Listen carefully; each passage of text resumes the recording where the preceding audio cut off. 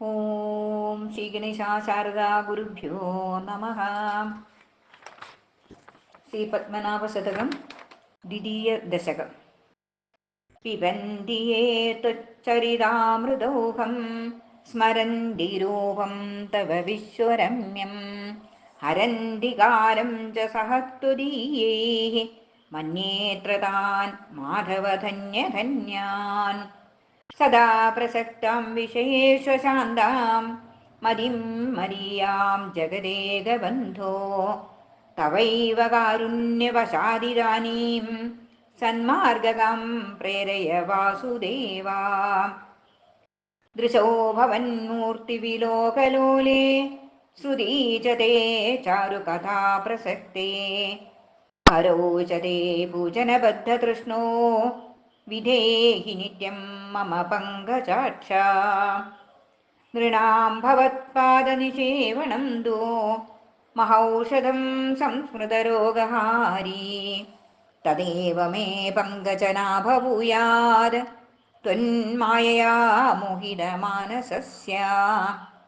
യദീഹ ഭക്തിസ്തവ പാദപദ്മേ സ്ഥിരാ ജനാനം അഖിലാർത്തിഹന്ത്രീ തദാ ഭവേന്മുക്തിരഹോ കരസ്ഥാ ധർമാർത്ഥകാമാ കിമു വർണ്ണനീയാഃ.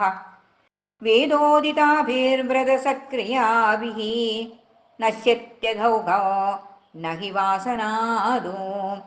ത്വത്പാദസേവാ ഹരതി ദ്വയം ദത് തസ്മാസ്ഥിരാ സൈവമം ആശു ഭൂയാത്. ത്വദീയനാമസ്മൃതിരപ്യകമ്മാസ് ധുനോതി പാപൗകമസംശയം തത്. യദ്ഗദാനൗഷധമാശു ഹന്തി യഥാ കൃശാനുർഭുവി ദാരുഗൂഢം. യദ്സ്മരൻ പ്രോഞ്ചതി ദേഹമേതത് പ്രയാണകാലേ വിവശോത്ര ദേഹി. തത്തത് കിലാപ്നോതി യദന്യഭാവേ തസ്മാത് തവൈവ സ്മൃതിരസ്തു നിത്യം. അനേകധർമാൻ പ്രചരൻ മനുഷ്യഃ നാഗേനു ഭുങ്ക്തേ സുഖമവ്യലീകം. തസ്യാവതോ സമ്പദതീഹ ഭൂമോ ത്വൽസേവകോ ജാതു ന വിച്യുതഃ സ്യാത്.